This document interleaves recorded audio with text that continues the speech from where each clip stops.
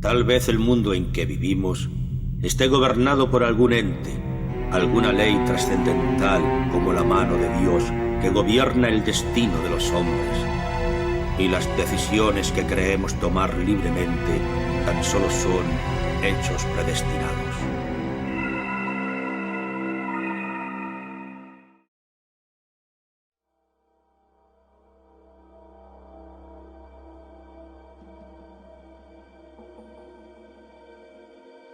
Tengo algunas historias aterradoras, aquí les va una de tantas. Por cierto, el inglés no es mi lengua materna, así que lo siento si hay algunos errores en la escritura. Ser yo, mexicano Chad. Fui parte del ejército por al menos unos 7 años. Solía patrullar y estar asignado en bases la mayor parte del tiempo. Realmente era una mierda. Así que, intenté entrar a una rama diferente del ejército muchas veces. Rama que era similar a las fuerzas especiales gringas, pero versión jodida, porque, bueno, soy de México. Al final fui aceptado, y me asignaron mi primera misión, junto con mi nueva unidad. Nos encargaron inspeccionar una zona que se utilizaba como laboratorio para cocinar drogas fuertes, cerca de los cerros. El lugar había sido allanado y desmantelado hace unos años, pero como siempre sucede, parecía que estaban de vuelta, ya que era un buen lugar. La pequeña unidad en la que estuve, constaba de 5 personas, y nuestra tarea era vigilar la zona, e informar si se detectaba actividad de la maña. Ellos siempre cocinaban a altas horas de la noche, sin embargo, debíamos vigilar la zona desde las 7 p.m. hasta las 7 a.m. En específico, había 2 lugares que debían vigilarse durante las horas de la noche. El primero era una estructura que antes se usaba como laboratorio, y el otro era un camino principal que usaban para llegar allí. Ambos lugares fueron construidos por la maña. El sargento de nuestra unidad se quedaba en el campamento, registrando e informando de la actividad, mientras que otros 2 integrantes vigilaban esas 2 zonas de 7 a 7. Al día siguiente, otros 2 integrantes diferentes hacían lo mismo, y así se iban rotando seguidamente. En la cuarta noche de la semana en la que teníamos que quedarnos en esa zona, yo estaba vigilando la estructura, hasta que llegara la siguiente patrulla. No había pasado nada de nada, y estaba bastante aburrido. La verdad, mis expectativas para esta unidad eran demasiado altas. Como dije, yo vigilaba la estructura desde una distancia segura, y hacía comprobaciones por radio cada hora. Pero entonces, a eso de las 2 a.m., el tipo que vigilaba el camino principal nos llamó, y dijo que tenía algo. De hecho, este último nos pidió que cambiáramos de canal de radio, para poder hablar de esto en privado, con el sargento.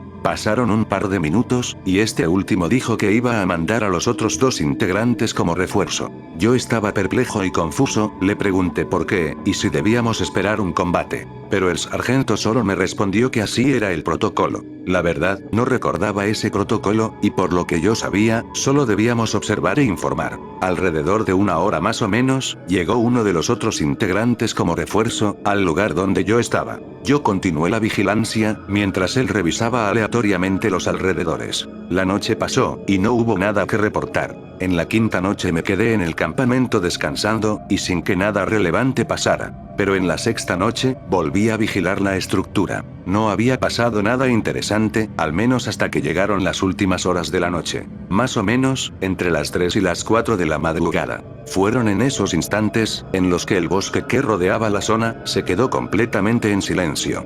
A lo lejos, escuché algunos ruidos, susurros, y hojas de árboles que se rompían. También, tenía la sensación de que algo, o alguien, me observaba. Así que decidí comprobarlo por mi propia cuenta. En ese momento me encontraba subido a un árbol, en el cual estaba una plataforma que había sido instalada por el equipo anterior. En él, utilizábamos una escalera de cuerda para subir y bajar. No debíamos usar la linterna durante la noche, para no revelar nuestra posición. Así que intenté ver qué era lo que hacía ese ruido, solo con mis propios ojos. Al estar abajo, los susurros y el movimiento aumentaron. Ahora incluso podía distinguir algunas palabras, algo así como, tal vez deberíamos, y algunos movimientos extraños. Me estaba cagando en los pantalones para este punto, pues esto ya no era más un simple simulacro. Más bien, esto era ya la vida salvaje. Debido a esto último, decidí gritar lo siguiente: soy militar y tengo un arma, estoy autorizado a usar la fuerza letal.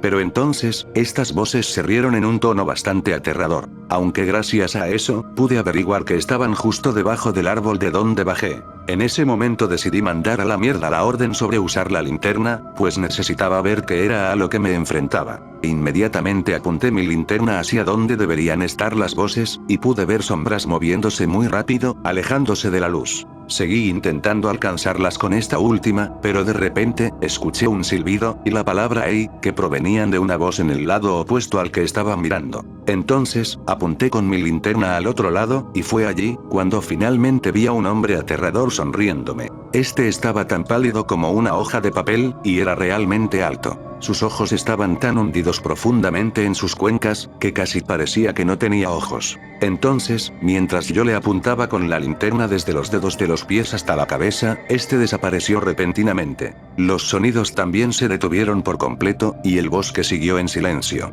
Estaba tan asustado que ni siquiera podía moverme. Pero de alguna manera, conseguí usar la radio. Me encontraba tan jodido que apenas si podía hablar. Así que, cuando me comuniqué con el sargento por la radio, este último rápidamente se dio cuenta de lo que estaba pasando, y me dijo que ya iban en camino. Toda la unidad llegó, y me ayudaron a llegar al campamento. Al final, la vigilancia se canceló por el resto de la noche. Me sentía muy agotado, pero de ninguna manera me iba a ir a dormir. Curiosamente, nadie me preguntó qué era lo que había visto, o qué había pasado. Solo me dijeron que descansara, y que pronto nos iríamos de allí. Al final, pude dormir un poco al amanecer. En la séptima y última noche, me quedé en el campamento, y la vigilancia se reanudó como si nada hubiera pasado. Al día siguiente, el otro equipo llegó al campamento, y el sargento habló e intercambió información con ellos. Finalmente salimos de allí, y caminamos varias horas hasta llegar al lugar de recogida, donde nos transportarían a la base principal. Los otros chicos solo hablaban de cosas normales, y como yo era el nuevo, tenía miedo de preguntar sobre el incidente. 6 meses después, me encontré a 2 tipos de la misma rama del ejército, que no formaban parte de la misma operación de vigilancia. Estábamos en un bar hablando, hasta que les conté lo que me había pasado, y les pedí su opinión. Pero ante todo pronóstico, ellos no parecían sorprendidos en lo absoluto. Pues básicamente, me explicaron que en ese tipo de operaciones, era habitual ver mierdas raras. Cuando el ejército hacía operaciones en sus cultivos, laboratorios, campos de entrenamiento, casas, etc., solían reportar cosas similares. Según ellos, los narcos suelen pagar enormes cantidades de dinero a chamanes o brujos, para que protejan sus tierras del ejército, y mantenerlos alejados. También sirve para que sepan cuando el ejército o la policía, les pisan los talones. Esto último no me lo puedo creer del todo, pero aquí se habla mucho de eso entre los militares, y a estas alturas, he oído bastantes historias similares. ¿Alguna vez te has encontrado con algún brujo? He oído que son bastante comunes en grandes partes de México.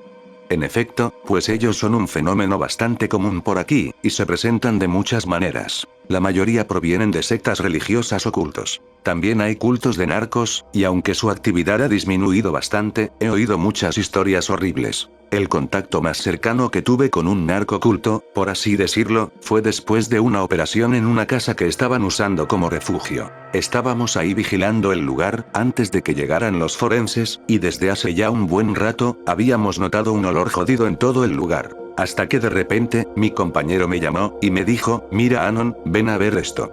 Entonces fui con él, y no podía creer lo que estaba viendo con mis propios ojos. Frente a mí, había una habitación entera llena de huesos humanos, restos de animales, y cosas que no pude identificar. Todo estaba colocado alrededor de una gran olla, donde había restos humanos frescos, y parecía que estaban sacando los huesos de un cadáver reciente. Después, con el paso del tiempo, descubrí que eso se trataba de una práctica vudú religiosa, llamada Palo Mayombe. Esta última consiste en crear una entidad a través de un ritual religioso de algún tipo, y necesitas hacer tu espíritu más fuerte cada vez, así que tienes que ofrecer huesos humanos o de animales, a la olla. Algo bastante jodido, y que muy probablemente pasa en muchas partes de México, sin nosotros darnos cuenta.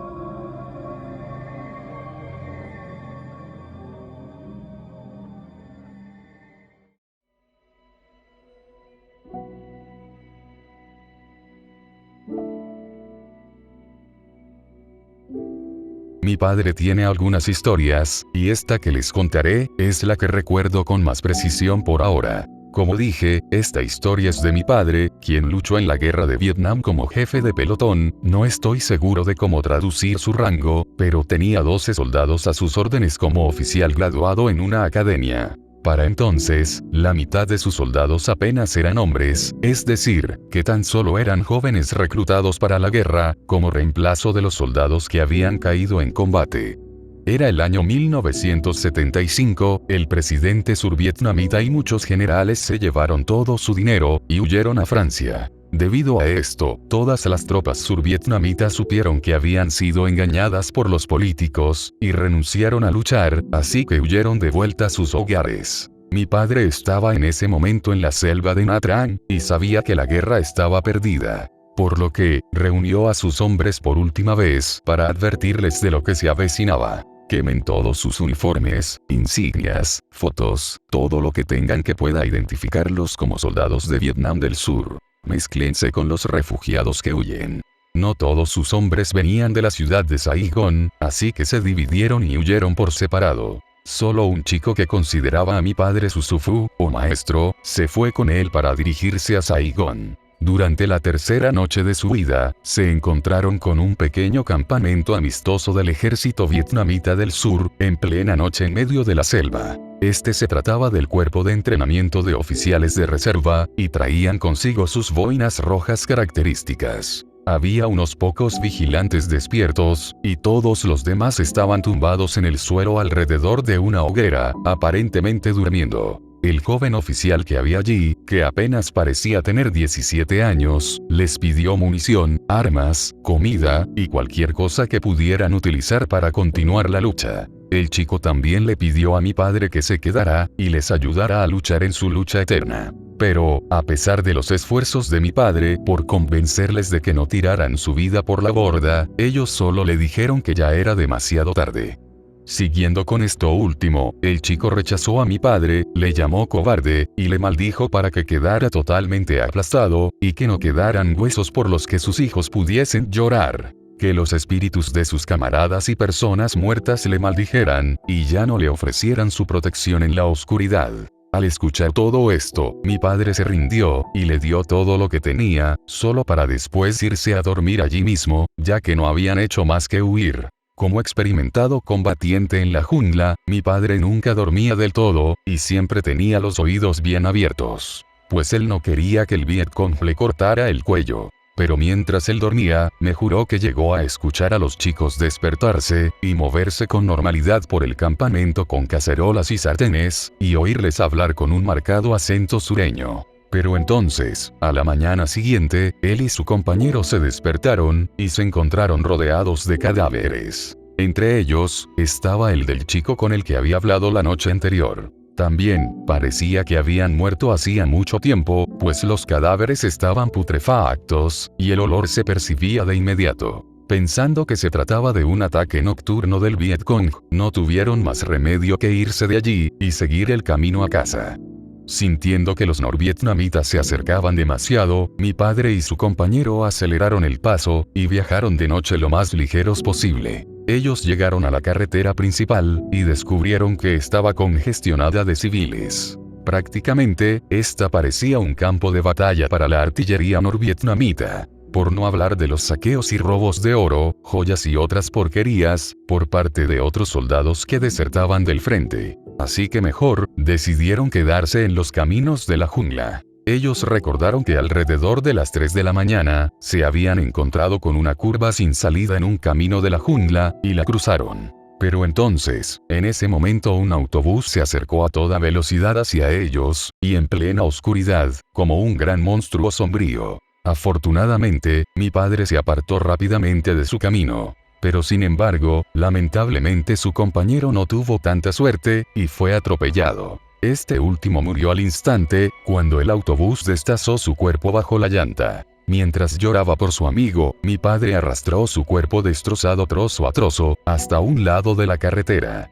Él me contó que en aquel momento los insectos enmudecieron, el susurro de las hojas cesó, y la luna se detuvo en el cielo. Fue entonces, cuando mi padre escuchó risas de niños, hombres, y mujeres, que resonaban en la selva burlándose de él. Con mucha desesperación e impotencia, mi padre no hizo más que disparar al sonido con su pistola, vaciándola, y gritando lo siguiente: ¿es que acaso no he luchado lo suficiente por ustedes? Llévenme a mí, y no a él, es muy joven. Tómenme a mí, tómenme a mí. Entonces, luego de eso las risas le respondieron con un silencio total. Momentos después, cavó una tumba poco profunda, y construyó una tosca lápida, para que sirviera como punto de referencia, de modo que algún día pudiera volver, y enterrar a su amigo como era debido. Al final, solo mi padre volvió con vida. Los otros 12 de sus compañeros murieron. Y lamentablemente, hasta el día de hoy, nunca pudo encontrar el lugar donde dejó descansando a su amigo.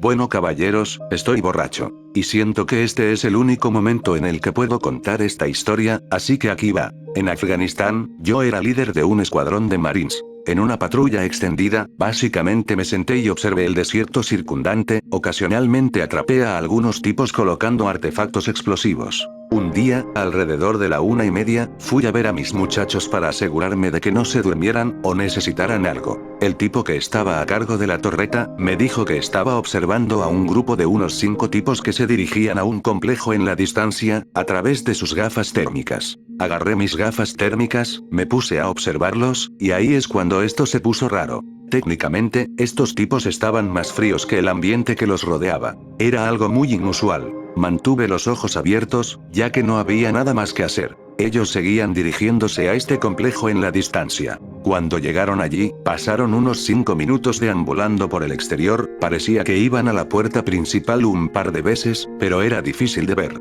No sé cómo, pero abrieron la puerta y entraron corriendo. Se escucharon disparos lejanos, nos avisaron. El centro de comando nos dijo que comprobáramos la situación, podrían ser talibanes jodiendo a los locales. Nos preparamos, y nos movimos hacia el complejo.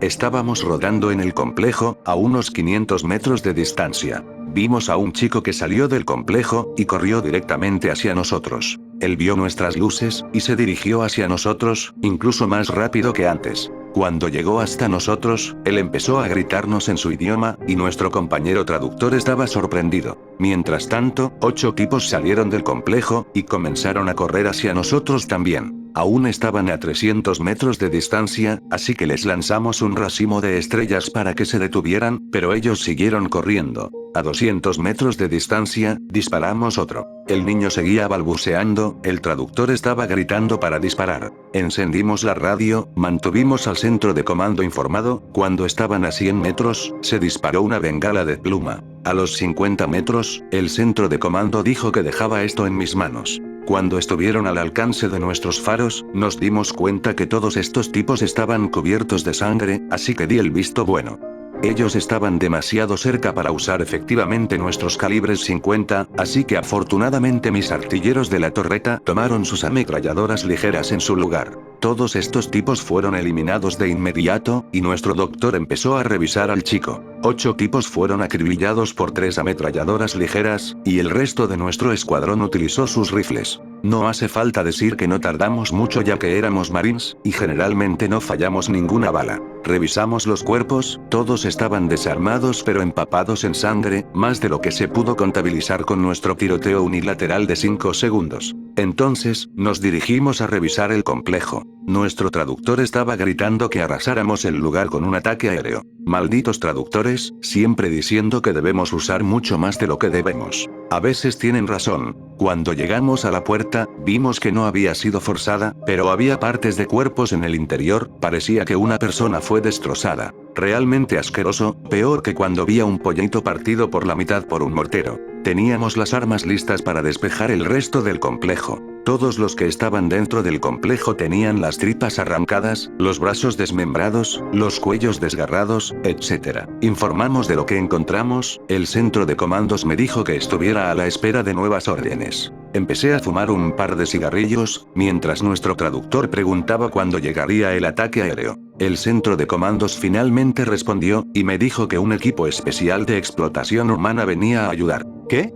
Teníamos un niño que estaba básicamente en shock, y un montón de cadáveres. Como sea, querían que esperáramos, y eso hicimos. El centro de comandos también dijo que no entráramos en el complejo, pues podría estar lleno de artefactos explosivos. Esperamos unos 45 minutos cuando recibí una llamada de un helicóptero, pidiéndonos que marquemos una zona de aterrizaje para ellos. De acuerdo, no sé por qué no pudieron conducir hasta aquí. Espero que no tengamos que llevarlos de vuelta a la base de operaciones de la que vinieron cuando hayan terminado. El helicóptero apareció, aterrizó, dejó a 3 tipos, y se fue. Hola soldado Anon, soy el mayor tal y tal, escuché que tenía algo interesante para mi equipo.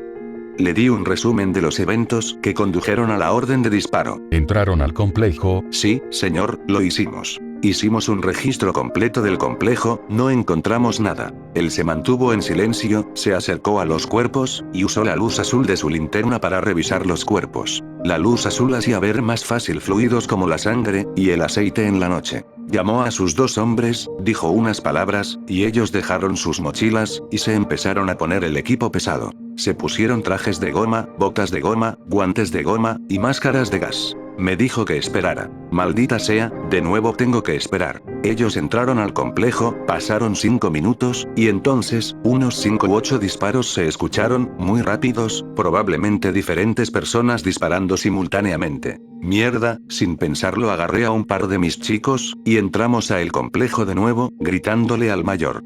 Oh mierda, si se nos escapa un disparo o algo así, y los matamos, estamos jodidos. Fui el primero en entrar por la puerta, y justo cuando la atravieso, uno de los tipos se pone delante de mí, y me dice que todo está bien, que solo han tenido un disparo negligente. También dijo que han encontrado una sala de fabricación de artefactos explosivos improvisados, y que debemos irnos ya que no es seguro, y que ellos están haciendo lo mismo. ¿Quién carajo dispara accidentalmente 8 balas, y seguro que no se nos escapó algo tan grande o importante, como los componentes de los artefactos explosivos? Terminaron su circo, el helicóptero regresó, y nos recogió. Volvimos a la base, y fuimos redirigidos a un cuartel más grande a mitad de camino, no hubo explicación, solo nos dijeron que fuéramos, y nos reuniéramos con un capitán. Ya agotados, llegamos allí como a las 8 de la mañana. Tan pronto como pedimos permiso para entrar en las líneas amigas, nos dicen que esperemos. De nuevo, una vez más hay que esperar. Estuvimos 30 minutos sentados frente a una puerta, esperando.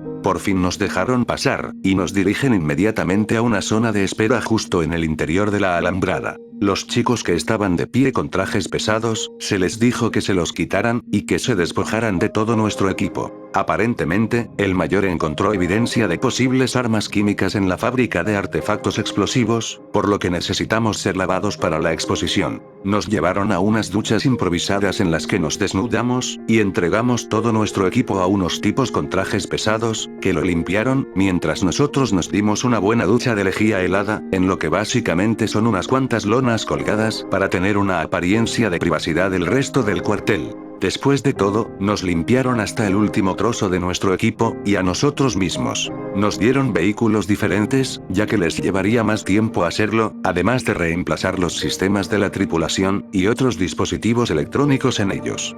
Unas semanas más tarde, nos enviaron a una operación de convoy a una base de operaciones importante. Nos dijeron que todo el escuadrón tenía que ir al médico para comprobar si había alguna reacción adversa a la exposición de esa noche. Nos sacaron sangre, y nada. Fuimos a patrullar cerca del lugar donde estaba el complejo, y solo quedó un cráter. Todos los lugareños se mantuvieron alejados de él también. Y esa, amigos míos, es mi historia. Puedo explicar por qué creo que la situación no estaba a la altura debido a detalles menores. No se usa lejía para limpiar armas químicas, eso es solo para cosas biológicas, etc. Pero ahí está, esta fue mi historia, en su mayor parte sin cortes, y desde mi perspectiva en ese momento.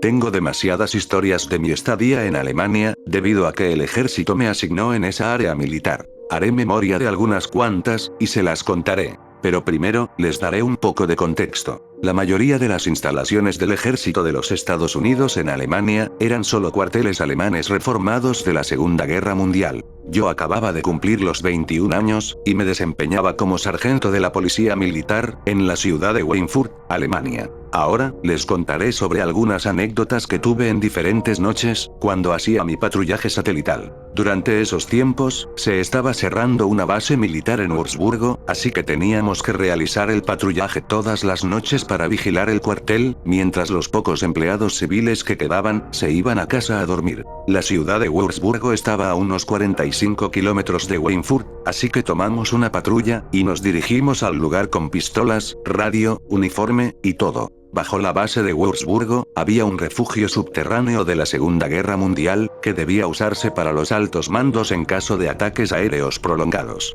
El refugio estaba justo debajo de una preparatoria abandonada, que se construyó a finales de los años 90, para adolescentes americanos y militares independientes. Todos los soldados que trabajaban en el turno de noche en la base, juraban que la preparatoria estaba embrujada. Pues ellos llegaron a informar sobre un montón de interferencias de radio, cuando se realizaban comprobaciones de seguridad en las ventanas y puertas, etc. Yo siempre fui bastante escéptico de todo eso, y la existencia de fantasmas no era posible para mí, así que prohibía cualquier clase de investigación sobre estos, durante la primera mitad del turno. Pero durante una noche, justo a las 3 de la madrugada, mi radio emitió un zumbido. Entonces, el sargento de guardia, que era mi compañero, me envió a dar un rondín por la preparatoria. Esto último, no me cabía duda de que era un acto de frivolidad, por parte de él. Al llegar a la preparatoria, llevé la patrulla al estacionamiento, dejé el portapapeles, y saqué la linterna. Entonces, comencé a revisar puertas y ventanas. Pero al llegar a la puerta principal, vi a un hombre parado frente a esta última, de al parecer unos 50 años, y vestido con lo que creo que era ropa de conserje. Ya saben, con el típico overol gris y sucio, abotonado por delante. La oscuridad que había alrededor me daba escalofríos, y quería terminar el rondín, así que le pregunté al hombre con mi mísero conocimiento de alemán, si tenía pensado cerrar el resto de las puertas cuando terminase. Al escuchar esto, él solo me asintió con la cabeza. Después de eso, informé a la base que había terminado con el rondín, y el sargento me llamó para volver a la estación. Este último me preguntó que cómo es que había terminado tan rápido, y le dije que el conserje todavía estaba trabajando. Cosa que él me respondió, diciéndome que todos los empleados de la preparatoria habían dejado de trabajar allí hace un año. Entonces, el sargento hizo que todas las patrullas volvieran a la preparatoria, pero sin armas, y solamente ellos, para despejar el edificio. Cuando finalmente ellos llegaron, el hombre ya no estaba en el lugar. Pero qué mierda. Bien, aquí les va otra historia del ejército en Alemania. Como contexto, les contaré que la ciudad de Weinfurt fue un importante productor de balineras que se utilizaban en Alemania para tanques y otro tipo de armamento durante la guerra, y fue un objetivo estratégico para muchos ataques aéreos aliados. Nuestro cuartel tenía un aeródromo que se podía inundar en caso necesario, para que no pareciera un objetivo militar para los bombarderos aliados. De todos modos, la base fue demolida. Al parecer, hubo muchas bajas alemanas. Debido a esto último, se decía que el lugar estaba muy embrujado. En ese tiempo aún tenía 21 años, y todavía era policía militar. Esto ocurrió en la medianoche de un día entre semana, mientras estaba lavando mi ropa. La lavandería estaba en el sótano, junto a la sala de calderas, y la sala de armas. Agua caliente, chicos, a la antigua. Yo vivía en el tercer piso, y hacía un calor de mierda, pero aún así tenía que bajar hasta el sótano. Puse la lavadora a secar, y todo ocurrió con normalidad. Pero al cabo de unos 45 minutos después, volví a la lavandería, solo para encontrar todo tirado por el suelo del sótano. Estaba bastante encabronado, así que empecé a gritarle a 2 soldados que se encargaban de los cuarteles, los cuales se encontraban por allí. Pero ambos me dijeron que no había bajado nadie a la lavandería. Al final, lo dejé pasar, solo para después volver a lavar la ropa, y subir a mi habitación. Pero entonces, 45 minutos después, nuevamente me volví a encontrar la ropa en el suelo. Pero qué puta mierda. Decidí interrogar a los soldados del cuartel de nuevo, pero ellos solo me respondieron con lo que creía que era una tontería hasta esos instantes, de que el cuartel estaba embrujado. Entonces yo les dije, bien, si hay alguien aquí con nosotros, danos una señal. y de repente, como si se tratase de la escena de alguna caricatura, las luces del vestíbulo donde estábamos, se apagaron. Nadie estaba cerca del interruptor. Mierda. Al parecer, ya era momento de dejar de lavar y continuar por la mañana. Bueno, aquí tengo 2 historias más. Esta primera historia la escuché de boca en boca de otro soldado que juraba por él, y después de mis experiencias, ya no me parecía tan descabellada. En Alemania, especialmente en Bayern, donde la cultura católica y cristiana es fuerte, era popular colocar estatuas de Jesús en la cruz de tamaño natural, en medio de campos y cultivos. En algunos casos, se trataba simplemente de una bendición para la cosecha, pero en otros, uno de los brazos de Jesús estaba separado de la cruz, y sostenía una escultura de un soldado alemán de la Segunda Guerra Mundial, para conmemorar los lugares donde los alemanes sufrieron bajas masivas. Esto último, es una de las cosas más espeluznantes que puedes ver allí. Así que, en esta historia aparentemente uno de los soldados estaba trabajando en turno con otro supervisor del patrullaje. Esto ocurrió tal vez un año antes de que me transfirieran a Alemania. Debido a que el sargento quería dormir, este necesitaba que una patrulla lo acompañase. Así que acabaron, después de medianoche, estacionados en un maizal con uno de esos crucifijos de tamaño real.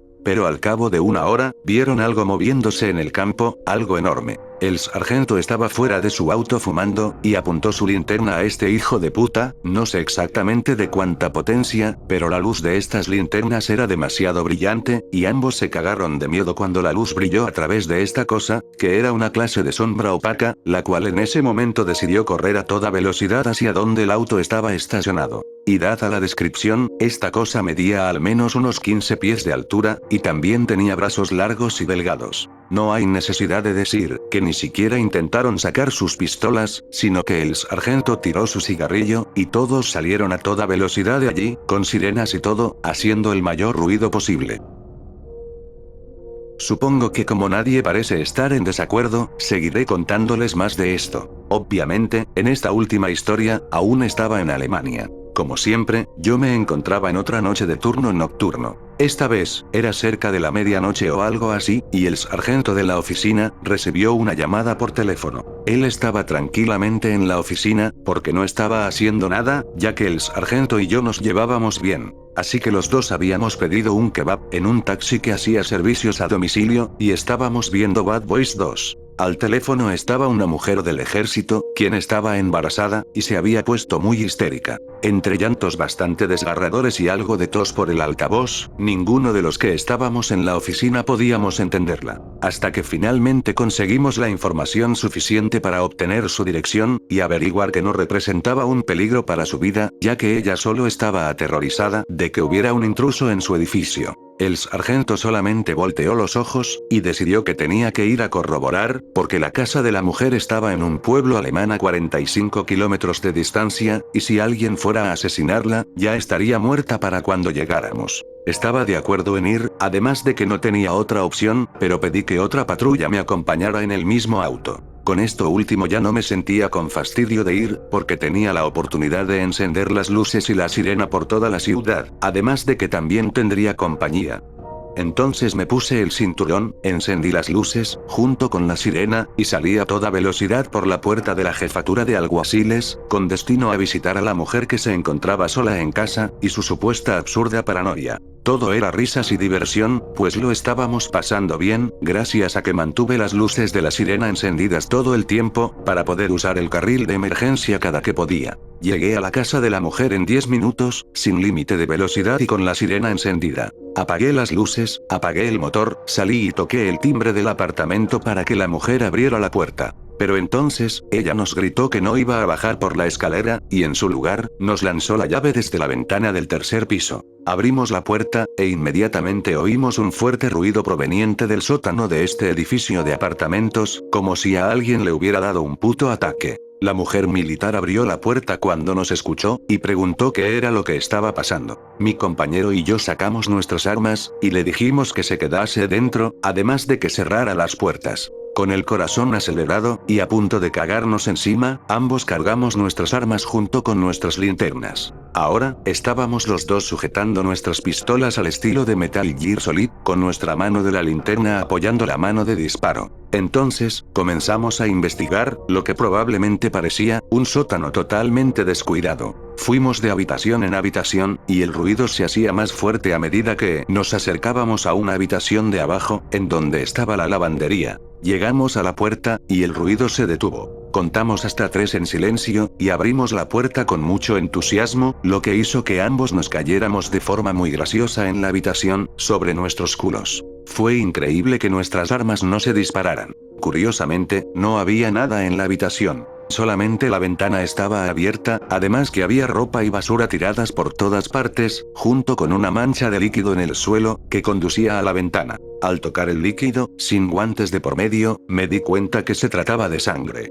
Entonces, ambos corrimos como idiotas de vuelta a la escalera. El exterior de la casa estaba despejado, pues no había nadie. Nos quedamos 1 hora para asegurarnos de que nadie regresara, luego dimos por atendida la llamada, y también, por finalizado el caso. Extrañamente, nunca encontramos de dónde vino la sangre.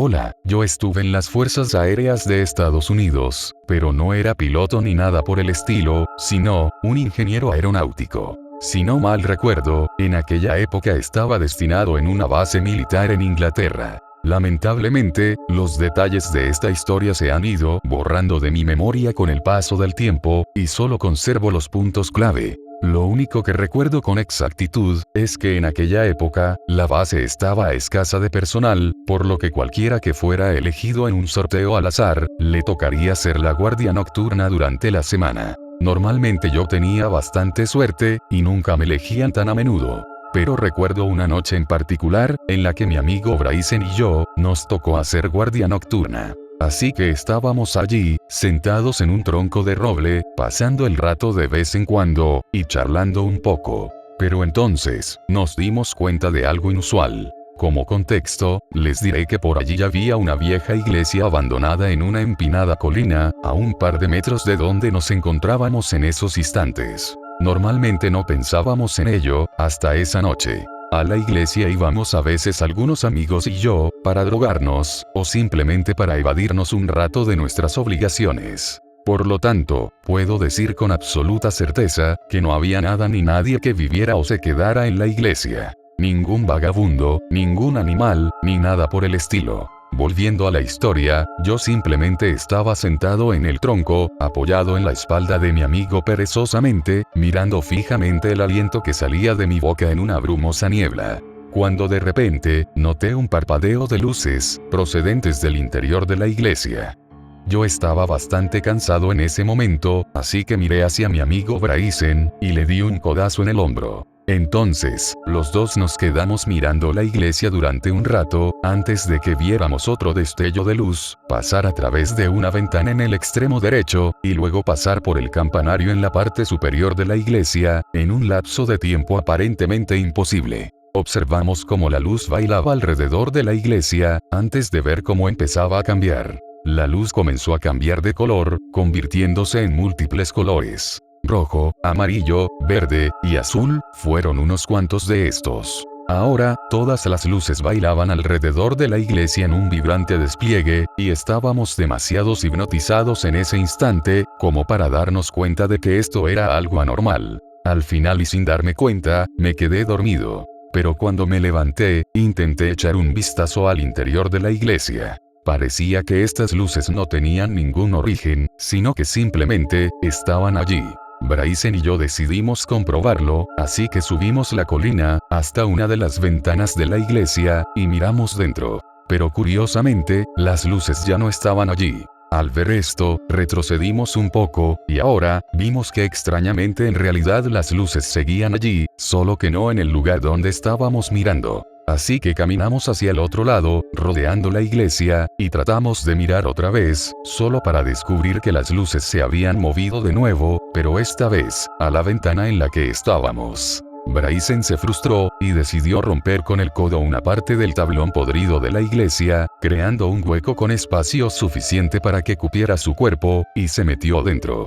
Por otro lado, yo estaba cagado de miedo. Así que Bryson tuvo que convencerme bastante para que entrara en la iglesia. Entonces decidimos separarnos, e ir a lados opuestos de la iglesia, para que al menos uno de nosotros pudiera ver las luces de cerca. Bryson subió por la escalera de madera que llegaba hasta el campanario, mientras yo recorría el piso inferior, e intentaba constantemente no cagarme en los pantalones, porque independientemente de estas malditas luces, sabía muy bien que si nos descubrían fuera de servicio, estaríamos jodidos. Para haber tenido tantas luces antes, ahora la iglesia estaba completamente a oscuras. La parte lógica de mí sabía que la luz debía provenir de algún lugar de la iglesia, y quería encontrarlo desesperadamente.